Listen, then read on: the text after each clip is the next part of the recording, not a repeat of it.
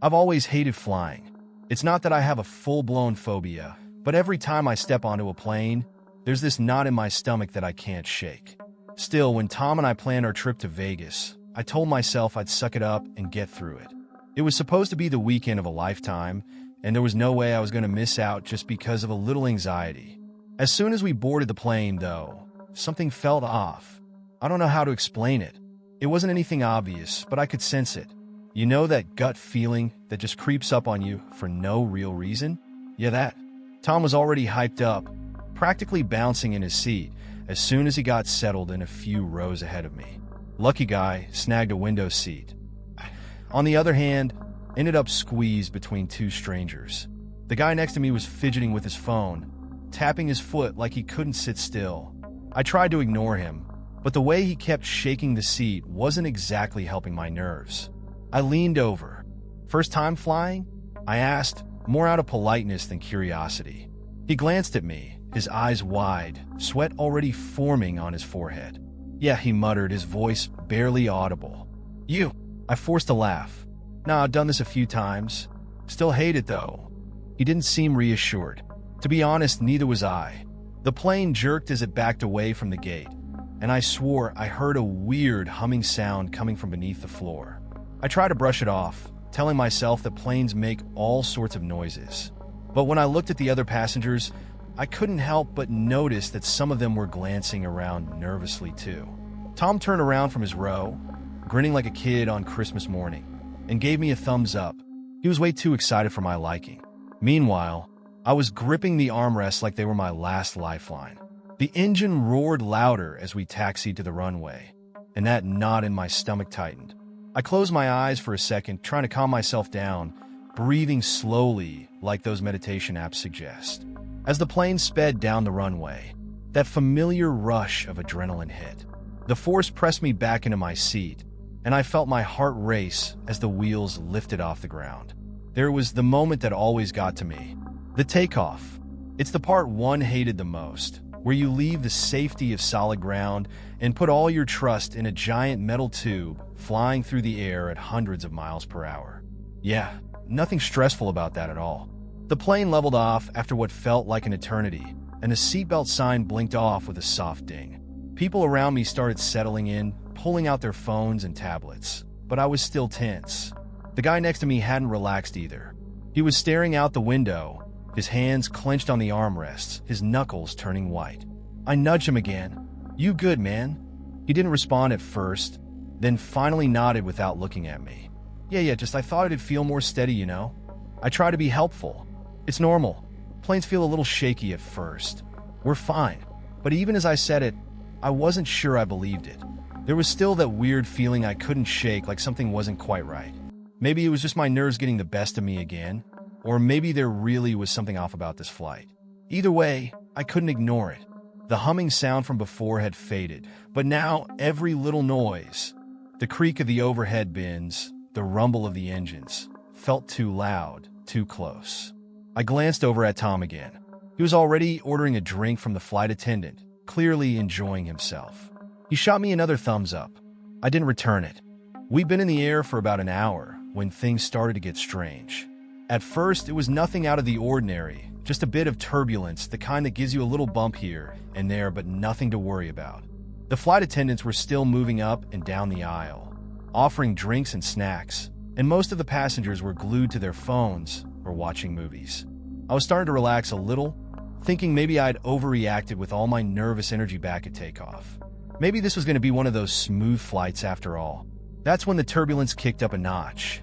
The plane shook hard, like it had just hit a patch of rough air. I felt my stomach lurch as the plane dipped and swayed, and I glanced around to see if anyone else was as concerned as I was. A few people looked up from their screens, their faces suddenly tense, but nobody was freaking out yet. The guy next to me, though, he was gripping the seat like he was holding on for dear life. His eyes were glued to the seat back in front of him, breathing shallow and fast. I turned to him, trying to sound casual, even though my own heart was starting to race. "Turbulence, huh? Happens all the time." He didn't answer, just nodded, eyes wide. I could tell he wasn't handling this well. To be honest, neither was I, but I was trying not to let it show. Suddenly, The turbulence hit again, harder this time. The plane jolted violently, and people gasped, some even shouted. It felt like the floor dropped out from under us for a split second. My stomach flipped, and I gripped the armrests again, this time with both hands. Then, as if to make things worse, the captain's voice crackled over the intercom. "Ladies and gentlemen, this is your captain speaking. We're experiencing some unexpected turbulence. Please remain seated with your seatbelts fastened. We'll try to navigate around this weather as soon as possible." That was supposed to be comforting, I guess, but hearing the captain admit that the turbulence was unexpected didn't exactly put me at ease. People around me were starting to look worried, and I could hear whispers and murmurs rising in the cabin. The plane kept shaking, each jolt more intense than the last. It felt like we were bouncing around in a washing machine. I leaned forward to get a look at Tom, who was still 2 rows ahead. He turned around and met my eyes, raising an eyebrow like, "Are you feeling this too?" I gave him a tight nod. He didn't look scared exactly, but his usual cocky grin was gone. The guy next to me finally spoke, his voice barely a whisper. This isn't normal, is it?" I wanted to tell him it was fine, that planes hit turbulence all the time, but I couldn't. This didn't feel like regular turbulence. The plane wasn't just shaking. It was lurching, like it was struggling to stay steady in the air. The engine sounded different too, louder, strained, like they were working overtime to keep us up. As if to confirm my worst fears, the plane suddenly dropped again, this time much farther than before. People screamed, and I felt my heart leap into my throat. It was like we had fallen straight down for a second, and then the plane caught itself, leveling off with a harsh jolt. My whole body felt like it had just been yanked in 2 different directions. "Jesus," I muttered under my breath, wiping the sweat from my forehead. The flight attendants had stopped their service by now, rushing to secure themselves in their seats. The expressions on their faces told me everything I needed to know. They were worried too. And if the flight attendants are nervous, you know something's up. Are we okay?" The guy next to me stammered, his voice cracking. "I don't know, man," I admitted, feeling a knot tighten in my chest. "We're still in the air. That's gotta mean something, right?" He didn't respond, just clenched his hands together, muttering something under his breath. I think he was praying, but I wasn't sure. I didn't blame him. The plane was still shuddering with every gust of wind, and I could hear the overhead bins rattling as if they might burst open at any second. Suddenly, the lights flickered, just for a moment, but long enough to send a ripple of panic through the cabin. I heard someone a few rows back yell out, and more people were starting to murmur anxiously. The whole vibe on the plane had shifted from casual to tense in a matter of minutes. The captain's voice came back on the intercom, but this time it sounded more urgent. "Ladies and gentlemen, we've encountered a severe weather pattern. We're going to try and get out of it as quickly as possible, but please remain in your seats with your seatbelts fastened. We appreciate your cooperation." Severe weather pattern? That wasn't exactly reassuring. I could feel the tension building, not just in me, but in everyone around me. People were whispering, asking each other if this was normal, if we were going to be okay. Some were starting to panic, their voices rising above the low hum of the engines. The air in the cabin felt thick, like we were all holding our breath, waiting for something to happen. I leaned forward again, trying to catch Tom's eye, but he was facing forward now, his head resting against the window, looking out into the sky. He didn't seem as carefree as before. I wanted to ask him if he thought we were in real trouble, but I didn't get the chance, because at that moment the plane dropped again. Only this time, it didn't feel like turbulence. It felt like we were falling, like the plane had just lost control. People screamed louder this time, some even shouting out prayers. My heart was pounding so hard in my chest, I thought it might burst. I squeezed my eyes shut, bracing myself for the worst. And then, just as suddenly as it had started, the plane leveled out again. The shaking stopped, leaving behind only a faint, steady hum from the engines. The cabin was dead silent for a moment, as if everyone was holding their breath, waiting to see if it was really over. I opened my eyes slowly, still gripping the armrests. The guy next to me was shaking, his hands trembling as he wiped his face with his sleeve. I glanced around. People looked scared, but nobody was screaming anymore. It felt like we had just dodged a bullet, but I wasn't sure if we were out of the woods yet. The plane wasn't shaking anymore, But that weird sense of dread hadn't left me. Something was still wrong. I could feel it. The turbulence was relentless.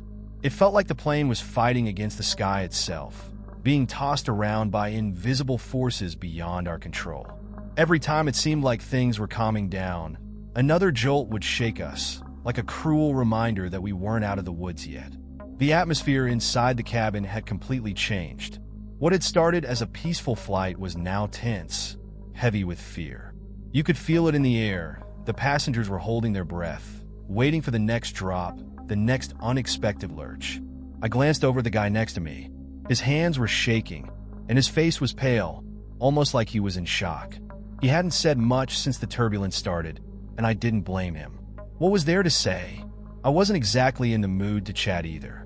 My heart was pounding in my chest, my palms slick with sweat as I gripped the armrests so hard my knuckles hurt. Then the captain's voice came over the intercom again. "Ladies and gentlemen, we've received word from air traffic control that we'll need to make an unscheduled landing due to ongoing turbulence and some technical issues. We ask that you remain calm and seated with your seatbelts fastened. More information will be provided shortly." Technical issues? That phrase hit me like a punch to the gut. We weren't just dealing with turbulence anymore. Something was wrong with the plane. I looked around the cabin, and I could see it on the faces of the other passengers too. They had heard it. The whispers started spreading, people nervously asking each other what it could mean. "Technical issues?" The guy next to me muttered, mostly to himself, his voice barely above a whisper. What the hell does that mean? I didn't have an answer. I didn't want to think about it either. All I could do was stare straight ahead, my mind racing. I wasn't sure if it was better or worse that we hadn't been given more information. What kind of technical issues were we talking about? Was it something with the engines? The controls? The oxygen system? My imagination was running wild, and none of the possibilities were good. Tom turned around again, his face looking much more serious now. "Did you hear that?" he asked, his voice tight. I nodded, trying to keep my voice steady. "Yeah, I don't know what's going on, but I don't like it." "Do you think we'll be okay?" he asked, and for the first time since we boarded, I could hear the worry in his voice. I wanted to tell him we'd be fine, that planes go through this kind of thing all the time, but I couldn't. All I managed was a shrug.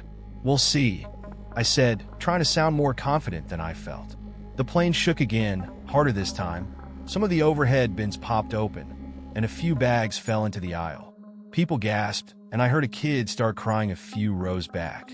The flight attendants were moving through the cabin, trying to keep everyone calm, but I could see it in their faces too.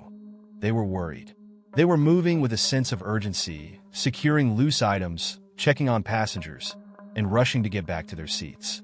When the people trained to handle these situations are scared, you know it's bad. Suddenly, the plane dropped again. This time, it felt like we fell several hundred feet in a matter of seconds.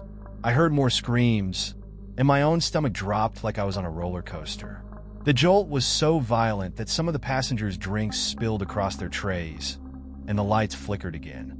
For a split second, it felt like the plane had lost control entirely.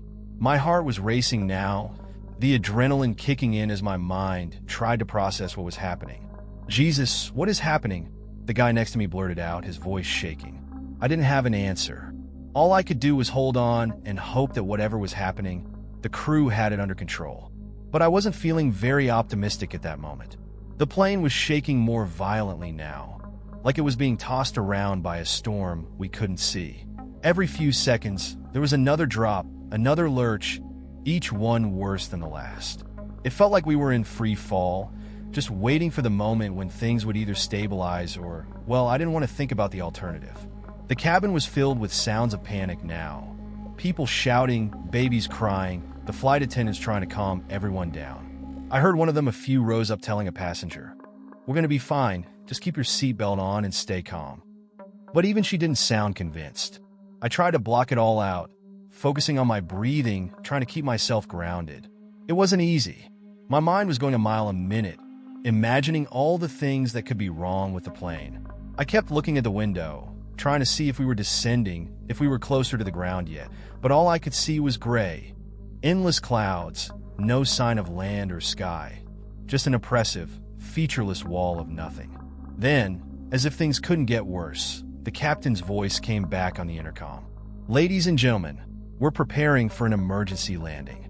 Please follow all instructions from the flight attendants and ensure your seatbelts are securely fastened."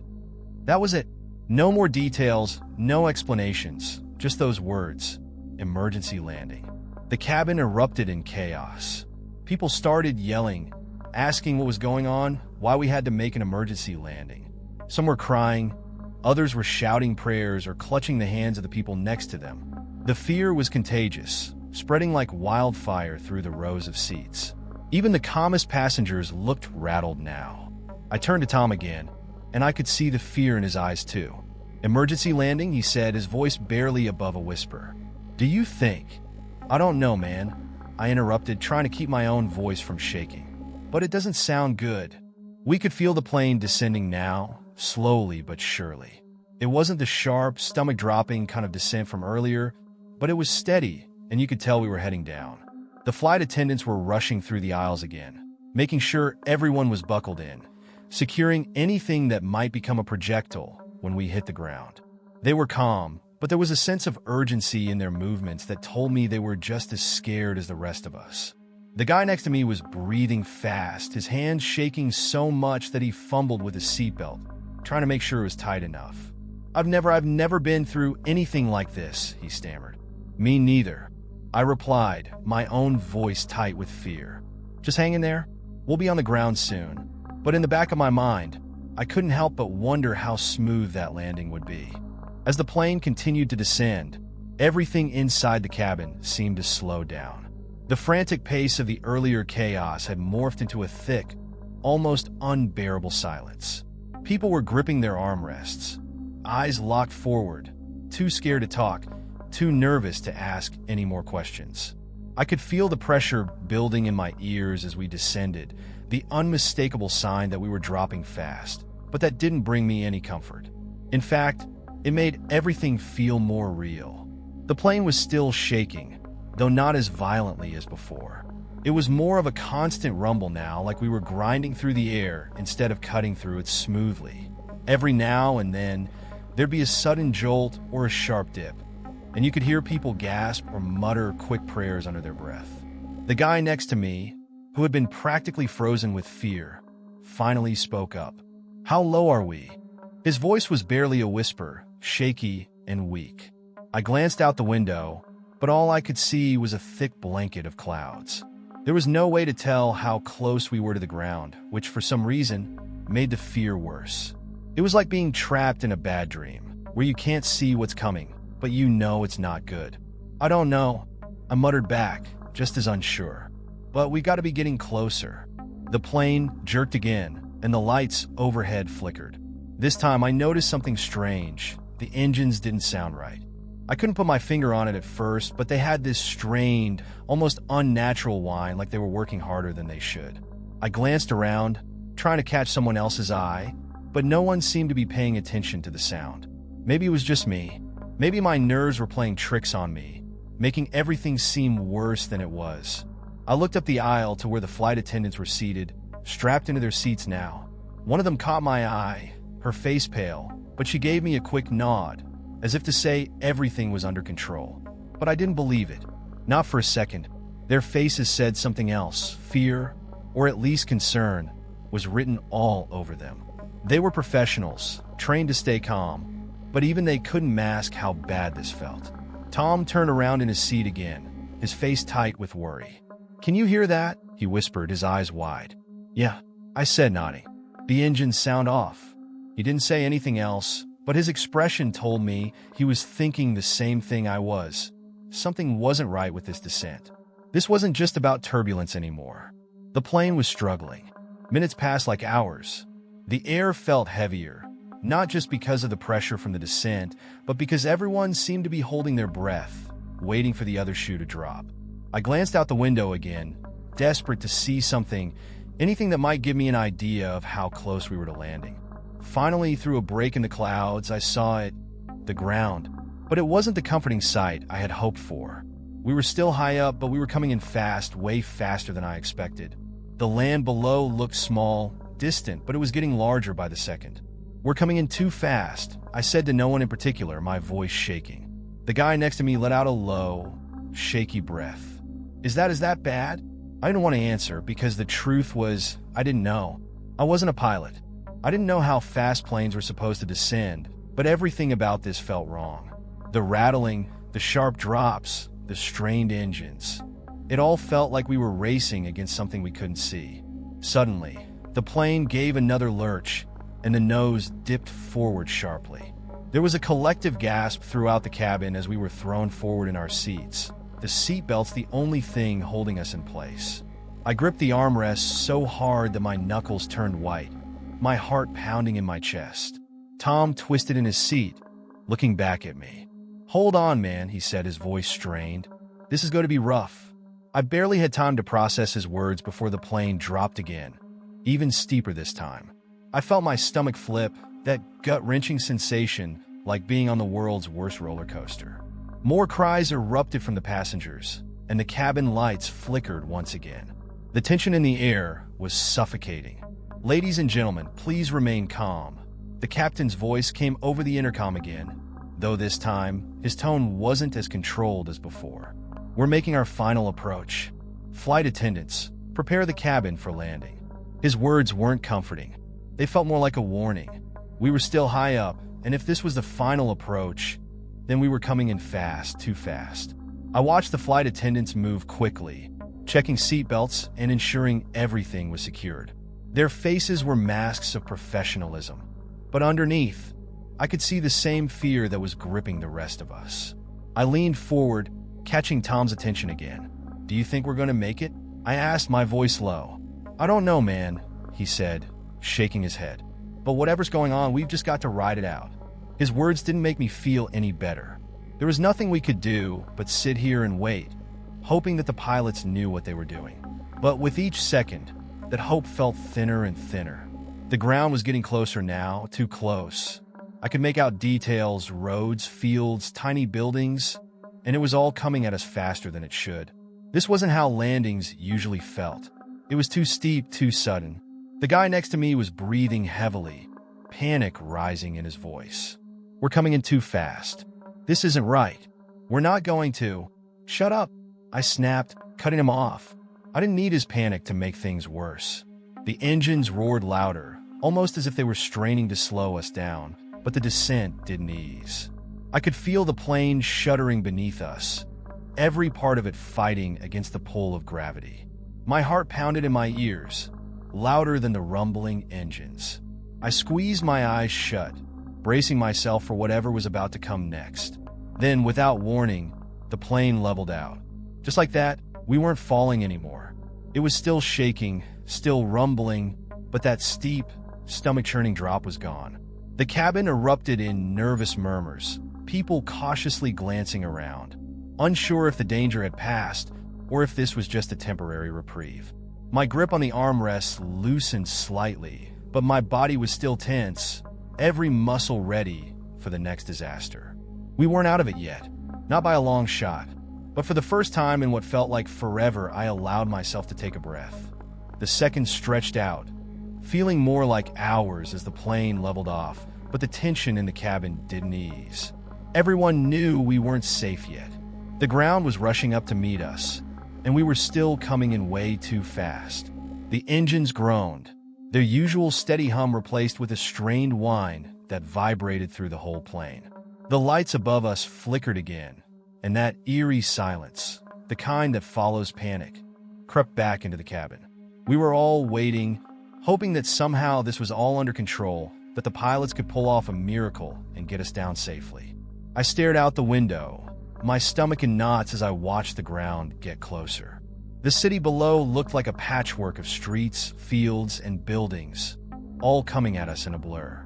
Too fast, too steep. My mind kept repeating those two phrases over and over, like a warning I couldn't silence. Beside me, the guy was muttering something under his breath, maybe a prayer. His hands were still clenched so tight that his fingers were turning white. I didn't blame him. My own hands were gripping the armrests, and no matter how much I tried, I couldn't get them to relax. My knuckles ached, my heart was pounding so hard I thought it might burst out of my chest, and my mouth was dry as sandpaper. It felt like the entire cabin was holding its breath, waiting for whatever was coming next. "We're almost there," Tom said, turning to glance back at me. His voice was tight, trying to sound reassuring, but failing miserably. I nodded, though I couldn't find any words. What was there to say? We were helpless, trapped in this flying metal box, completely at the mercy of the pilots and whatever forces had gotten us into this situation in the first place. All we could do was wait, watch, and hope for the best. The captain's voice crackled over the intercom one last time. "Ladies and gentlemen, please brace yourselves for landing." There was no more sugarcoating it. This is going to be rough. The flight attendants were strapped into their seats, their faces pale, but still managing to remain calm. They had done their part. Now it was all up to the crew up front. I glanced at one of them, sitting a few rows ahead. She was staring straight ahead, her hands gripping the seatbelt across her lap, her lips moving silently as if reciting instructions to herself over and over. The nose of the plane tipped forward again, and this time it didn't feel like a violent drop. It felt intentional, controlled, but that didn't make it any less terrifying. The engines roared, straining as they tried to slow us down. Outside the window, the ground was rushing up to meet us, and I could see the runway now, long and narrow, waiting for us to touch down. My whole body tensed, every muscle bracing for impact. For a moment, the plane seemed to hover, suspended just above the runway. And then, boom, we hit. The force of the landing jolted through the entire cabin, like being slammed into a brick wall. The wheels screeched against the tarmac, and I was thrown forward, the seatbelt biting into my chest. Around me, people screamed, and bags fell from the overhead compartments, crashing into the aisle. The plane bounced once, then again, as the pilot fought to keep it under control. My head snapped forward, and for a split second, I thought we were going to skid off the runway. But we didn't. The plane steadied, its violent shuddering giving way to a rapid, jerking stop. The screeching sound of the brakes echoed through the cabin, louder than anything else, louder than the engines, louder than the panicked gasps of the passengers.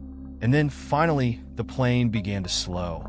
I could feel the tension in the cabin ease just a fraction as the realization dawned on everyone. We were on the ground. We had landed. But there was no cheering, no clapping like you see in the movies. Just a heavy, stunned silence as everyone tried to process what had just happened. The flight attendants were already unbuckling themselves, moving quickly through the aisles, checking to see if anyone was injured. I watched them, still frozen in my seat, my body refusing to relax even though the danger had seemingly passed. Beside me, the guy let out a shaky breath, his hands finally loosening their death grip on the armrests. We made it," he whispered, like he couldn't quite believe it. I nodded, swallowing the lump in my throat. "Yeah, we made it." But even as the words left my mouth, I couldn't shake the feeling that something still wasn't right. The plane had stopped, but the engines were still running, still whining like they were struggling. I looked around, hoping to catch a glimpse of the pilots or to hear something over the intercom, but nothing came. The flight attendants were still moving, but their movements were hurried, tense, as if they were preparing for something else. Tom stood up, stretching his legs, but he didn't look as relieved as I expected. "That was intense," he muttered, rubbing the back of his neck. "Yeah," I agreed, still sitting. My legs felt weak, like they wouldn't support me if I tried to stand. I glanced around the cabin, noticing that most of the other passengers were still seated, too, their faces pale, some with wide eyes, others with hands covering their faces as they tried to calm down. One of the flight attendants came over to us, her face tight with concern. "Please remain seated for the time being," she instructed, her voice steady but strained. "We're waiting for instructions from the captain." I exchanged a glance with Tom. Waiting for instructions? That wasn't normal. Usually, after a rough landing, the worst was over. They'd tell us to disembark, to stretch our legs, or at least give us a reassuring announcement. But there was none of that. The engines were still running, the doors were still closed, and the tension in the air was thick enough to cut with a knife. The guy next to me leaned in closer, his voice barely above a whisper. "Do you think something else is wrong?" I didn't want to admit it, but I was thinking the same thing. "I don't know," I said slowly, my eyes drifting toward the front of the plane. "But something doesn't feel right." The flight attendant who had spoken earlier was now talking into a small radio, clipped to her uniform, her brow furrowed. She wasn't panicking, but she wasn't calm either. I could see the same uncertainty in her eyes that I felt in my gut. For a moment, the cabin fell into an eerie silence again, with only the faint hum of the engines and the soft, strained breathing of the passengers filling the air. It felt like we were in some kind of strange limbo, suspended between safety and danger, unsure of what was going to happen next. And then, without warning, the lights flickered again, and the intercom crackled to life. The captain's voice came through, but this time, it sounded more distant, almost muffled. "Ladies and gentlemen, please remain in your seats. We're dealing with a situation. A situation." That was all he said. No explanation. No reassurances. Just those vague, ominous words that sent a fresh wave of fear rippling through the cabin. The murmurs started up again, passengers whispering to each other, trying to figure out what the hell was going on. Tom turned to me, his expression serious. "What do you think he meant by that?" "I don't know," I replied, my mind racing with possibilities. None of them good. The air in the cabin was thick with uncertainty. Everyone sat quietly, some whispering nervously to each other, while others just stared straight ahead, wide-eyed. We were all waiting for more information, but nothing came. Just that vague, cryptic announcement from the captain, a situation. What situation? Why weren't we getting off the plane? We had landed, hadn't we? So why were the engines still running, the doors still sealed, and the crew acting like something terrible was about to happen? Tom shifted in his seat, clearly uncomfortable with the silence. "Man, this isn't right. We should be off this plane by now," he muttered, glancing toward the front where the flight attendants were huddled together, speaking in low, urgent tones. I nodded, not really trusting my voice at the moment. My mind was spinning, trying to make sense of everything that had happened. The turbulence, the emergency descent, the rough landing. It had all been terrifying, but we were on the ground now. That should have been the end of it. And yet, the tension hanging in the air felt worse now than it had in the sky. The guy next to me was still shaking, his hands resting on his knees as if he were trying to stop them from trembling. "What kind of situation do you think they're talking about?" he whispered, his voice barely audible. "I don't know," I said quietly, though in my gut, I had a sinking feeling that whatever it wasn't good. There was no reason for them to keep us locked in here unless there was something going on outside. Or worse, something still wrong with the plane itself. As the minutes dragged on, the passengers began to grow more restless. A few people unbuckled their seatbelts, standing up to stretch their legs or pacing nervously in the aisle. But a stern glance from one of the flight attendants quickly sent them back to their seats. No one knew what to do. We were trapped in this strange limbo, with no idea how long it would last or why it was happening at all. Suddenly, the cabin lights flickered again, plunging the plane into brief darkness. The engines continued their low, steady hum, but the flicker of the lights sent a fresh wave of anxiety through the passengers. I could hear someone a few rows back muttering, "This can't be happening. Not after all that." Before I could turn to see who had spoken, the intercom crackled to life again. This time, it wasn't the captain. It was one of the flight attendants, her voice tight and measured, as if she were trying to keep herself calm while delivering bad news. "Ladies and gentlemen, please remain seated. We are awaiting further instructions from the authorities. We ask that you stay calm and in your seats for your safety." Authorities? That single word hung in the air like a lead weight. Why would the authorities need to get involved? I could feel my heart rate spike again, the knot in my stomach twisting tighter. This wasn't just a technical issue anymore. Something bigger was going on, something we weren't being told about. Tom leaned over the back of his seat, his voice low but urgent. "Dude, did she just say authorities? What the hell is going on?" I shook my head, my thoughts racing. "I don't know, man, but it can't be good. They wouldn't be holding us here like this unless it was serious." The murmurs in the cabin grew louder as people started to piece together what we had just heard. Asterisk authorities. Safety. Asterisk those weren't the words you wanted to hear when you were stuck inside a plane. There was no telling what was going on, but it was clear that this wasn't just a routine delay. I glanced toward the front of the plane, where the flight attendants were still huddled together. They were speaking rapidly into their radios, their faces pale and tense. One of them, The same woman who had reassured me earlier caught my eye again, but this time there was no nod, no attempt to calm me down. She just looked away quickly, as if she couldn't bear to hold my gaze. The guy next to me shifted in his seat, his foot tapping nervously against the floor. Do you think it's something outside? Like, something dangerous? The question hung in the air between us, unspoken, but not unreasonable. If the authorities were involved, maybe it wasn't the plane we needed to worry about. Maybe it was something happening on the ground. Maybe we were in the middle of some kind of emergency, and the plane was the safest place for us right now. I didn't want to think about the other possibilities. An accident on the runway, a threat on board that hadn't been dealt with, or worse, something we had no control over. I really don't know, I replied, trying to keep my voice steady. But whatever it is, they're not telling us the full story. Tom was growing more agitated, his hands gripping the back of the seat in front of him. This is insane. We should be off this plane. We're not supposed to be just sitting here waiting for God knows what. I couldn't disagree with him, but there wasn't anything we could do. We were stuck, and until the captain or the authorities decided otherwise, we weren't going anywhere. Another 10 minutes passed, though it felt like an eternity. The tension in the cabin was palpable, everyone on edge, waiting for the next piece of information, or for the next jolt of turbulence or malfunction, whatever it might be. Then, finally, the sound of footsteps echoed down the aisle. It wasn't the flight attendants. It was two men, dressed in uniforms that didn't belong to the airline. Police. They moved quietly and swiftly, not making eye contact with any of the passengers as they walked toward the cockpit. The sight of them sent a fresh wave of panic through the cabin, whispers breaking out as everyone tried to figure out what was happening. "Why are the police here?" someone asked a few rows back, their voice trembling. "Do you think it's a bomb threat?" Another voice chimed in, making my heart skip a beat. I glanced at Tom, his face tight with fear now. "A bomb? No way. They wouldn't let us just sit here if it was a bomb, right?" I nodded slowly, though I wasn't sure I believed it myself. Right? They'd evacuate us if it was something like that. But the truth was I didn't know.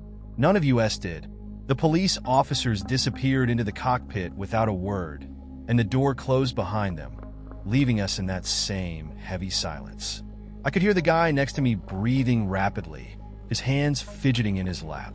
"I don't like this," he muttered. "Something's wrong. Why won't they just tell us what's going on?" Before I could respond, the intercom crackled again, and the captain's voice returned, this time quieter, more controlled. "Ladies and gentlemen, we ask for your continued patience. We're in communication with the authorities, and everything is being handled. For your safety, we ask that you remain seated. Please do not leave your seats or attempt to exit the plane." It was vague, too vague, and that only made the fear worse. Tom shook his head. "I don't know what's going on, but we need answers." We weren't going to get them. Not yet. Anyway, we were stuck in our seats, the engine still running, the police still in the cockpit, and no one knew why. It was like we were sitting on a ticking time bomb, waiting for it to go off.